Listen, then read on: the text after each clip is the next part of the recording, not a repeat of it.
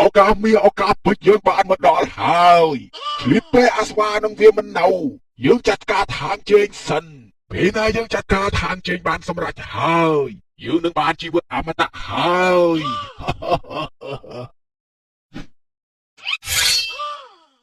អូយអើយកូនតែលោកគ្រូវិញដែរខ្ញុំបាក់ហើយ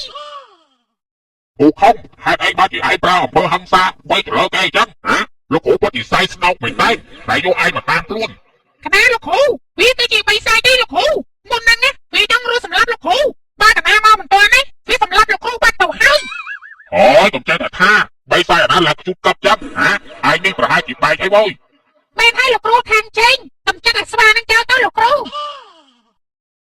អូយឈឺក្បាលណាអូយឈឺក្បាលខ្លាំងណាស់លោកគ្រូកុំសោកតាណាឈឺក្បាលណាលោកគ្រូអូយឈឺក្បាល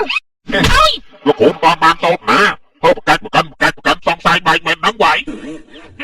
កណាមកទៅលោកគ្រូសោតអី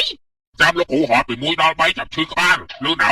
កណាលោកគ្រូ1 2 3 Action អូយឈឺក្បាល